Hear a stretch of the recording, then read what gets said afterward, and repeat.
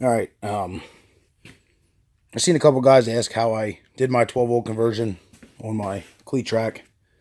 I'm no wiring professional, and I figured it out. If I can do it, you guys ain't gonna have a problem at all.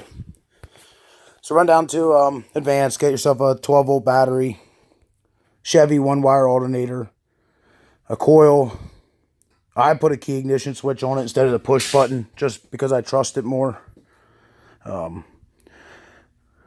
I forget what else I grabbed down there, but I think the whole bill cost me like $300 or something like that. That was with the battery, wasn't too hateful. So what you do at first, it's up to you, but I figured out where I wanted to mount everything first and then ran wires from there. I bought a 3-position switch.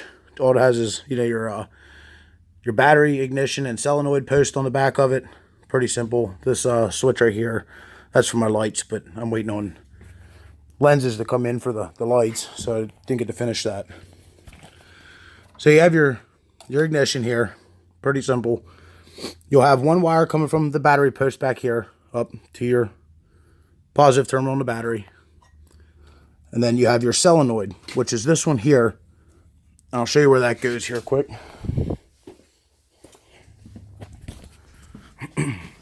All this is a Ford starter solenoid. Probably the most basic and common starter solenoid you'll ever find. Pretty cheap. Has 4 posts on it.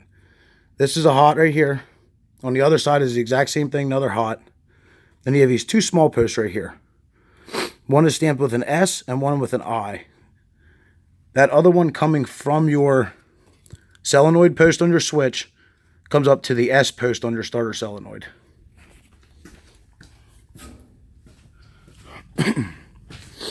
So you got battery post on the switch to the battery, solenoid post on the switch to the S post on your starter solenoid. Then you have 2 wires coming from your ignition post. One's your coil wire to right here, positive side of your coil. All that does go from the ignition post to positive side of coil. Then the other wire from the ignition, I put in an indicator light to tell me when my alternator is working. Just run that wire up to one of the, see the yellow connectors. One of those, right, the back one there, goes off the ignition. So as soon as you turn the key, that light lights up.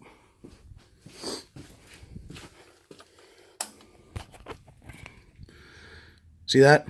Pretty simple. Shut the key off, light goes out. Once your tractor's running for a minute or so, once the alternator charges it up to the 14 volts, that light will go out. Alright, so from your starter solenoid, you want to keep your starter on its own post. Nothing else should ever go to this. Okay, so hot post, starter post. That's it. It's the only thing that should be on that side of the starter solenoid. If you have more than one wire on there, something's not right.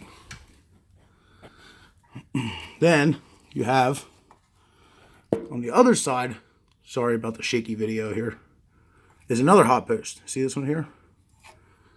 That wire runs under the battery right here. That's your battery terminal cable. So you'll have positive post on the battery, 2, 1 hot post. Hot post for the starter to the starter post. Now you're probably wondering about the alternator. Pretty simple. Get a Chevy one-wire alternator. If you're a parts person at Advanced, knows what they're talking about, you go and say, I need a one-wire alternator, they'll have it. Get this pigtail with it, and take the red and dead end it right here to the hot post. Clamp that on there. The white one is your other side of your indicator light. And that'll just run back to that red light that I showed lit up with the yellow connectors on it. That goes to the other side. Now you also have, I guess you call it like your exciter wire that comes off of this red post here. Okay, and you'll follow that back. That also goes to the starter solenoid, which goes right here. Same place your positive battery post goes, okay? Can you see that there? So you'll have this hot post to the alternator hot. And then dead end, the red pigtail, right into the plug, which I believe that feeds right into the voltage regulator. Has an internal voltage regulator in it. So it's pretty simple. Ground your battery. I just took it right to the frame there, as you can see. That was easy. And I grounded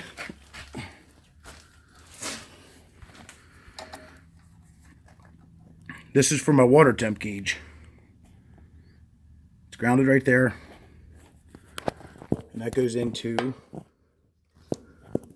this right here. This black loom right there that my finger's pointing to. That goes to my light for my water temperature gauge. But like I said, the lights don't work right now because I'm waiting on a couple parts.